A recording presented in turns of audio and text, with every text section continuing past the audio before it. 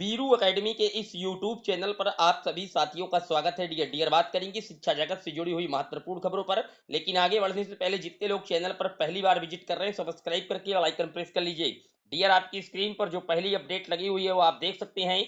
69,000 शिक्षक भर्ती मामले में कोर्ट ने जताई नाराजगी, क्यों नहीं कर रहे आदेश का अनुपालन, हाई कोर्ट ने कहा है। हाईकोर्ट ने 69,000 सहायक भर्ती में एक अंक देने के मामले में आदेश का अनुपालन नहीं करने के संदर्भ में सचिव बेसिक शिक्षा परिषद प्रयागराज से 24 घंटे में हलफनामा मांगा है। कोर्ट ने उनसे पूछा है कि आदेश का अनुपालन क्यों नहीं कर रहे हैं।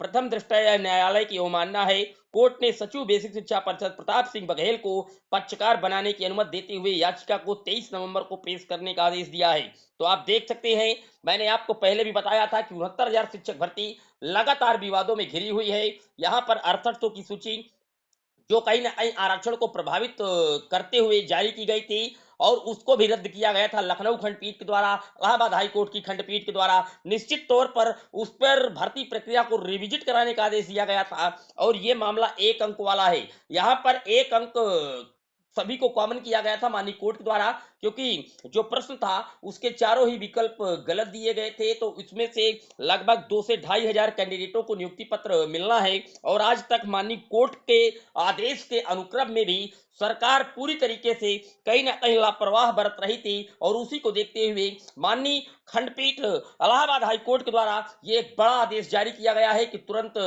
जो शिक्षा सचिव है बेसिक के प्रताप सिंह बघेल, वो कहीं ना कहीं 24 घंटे में हलफनामा तुरंत दायर करें, दें कि आखिरकार हमने इन्हें अभी तक नियुक्ति पत्र क्यों नहीं वितरित किया। निश्चित तौर पर आप मान लीजिए 69,000 में जो एक अंक से अभ्यर्थी रुके हुए हैं उनको बहुत जल्द जो नियुक्ति पत्र है उसके मिलने की संभावनाएं तेज हो चुकी हैं, क्योंकि इन अभ्यर्थियों के जो फॉर्म हैं वो पहले ही पीएनपी कार्यालय के द्वारा श्री अनिल भूषण चतुर्वेदी जी ने फिलअप करवा लिया है। केवल इनको नियुक्ति पत्र वितरण का जो कार्यक्रम है उसी पर लगातार डिले होता जा रहा है। डियर बात कर लेते हैं अगली अपडेट की। तो अगली अपडेट, डीएलएड प्रशिक्षण 2023 में प्रवेश पूरा, 1,63,250 ने लिया है दाखिला। डीएलएड प्रशिक्षण 2023 में दाखिले की चल रही प्रक्रिया मंगलवार को पूरी हो गई।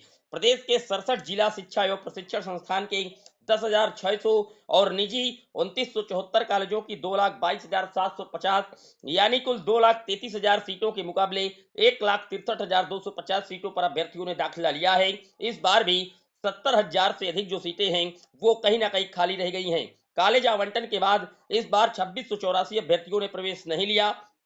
परीक्षा नियामक प्राधिकारी की तरफ से डीएलएड प्रशिक्षण 2023 की समय सारणी के मुताबिक अब प्रशिक्षण की शुरुआत होगी। यानी कि आप देख सकते हैं कहीं ना कहीं प्राथमिक स्तर के लिए केवल डीएलएड कोर्स को वैलिडेट किया गया है माननीय सुप्रीम कोर्ट के द्वारा 11 अगस्त 2023 के जजमेंट के आधार पर। लेकिन उत्तर प्रदेश में डीएलएड की कंडीशन इसलिए अभी भी खराब है क्योंकि यहाँ पर शिक्षक भर्तियां नहीं निकाली जा रही हैं। पिछले 6 साल से वर्तमान सरकार जो अभी सत्ता में है ये इसके पहले भी 5 साल का कार्यकाल अपना पूरा किया था, लेकिन किसी भी प्रकार से कोई भर्ती इन्होंने नहीं निकाली। इसी की वजह से कहीं ना कहीं जो अभ्यर्थी हैं वो डीएलएड से पूरी तरीके से कहीं ना कहीं मोह भंग दिख रहे हैं। आप जानते हैं कि प्राथमिक के लिए गारंटी माने जाने वाला कोर्स डीएलएड, कभी इसकी सीटों के लिए इतनी जद्दोजहद हुआ करती थी, लेकिन आज शिक्षक भर्ती ना निकालने की वजह से अब अभ्यर्थियों का इससे रुझान धीरे धीरे खत्म होता जा रहा है। डियर बात कर लेते हैं अगली अपडेट की। तो अगली अपडेट आप देख सकते हैं, उत्तर प्रदेश में अनुपूरक बजट 29 को नवंबर को आने के आसार हैं। उत्तर प्रदेश विधानसभा सत्र का शीतकालीन सत्र 1 दिसंबर तक चलाने की तैयारी है।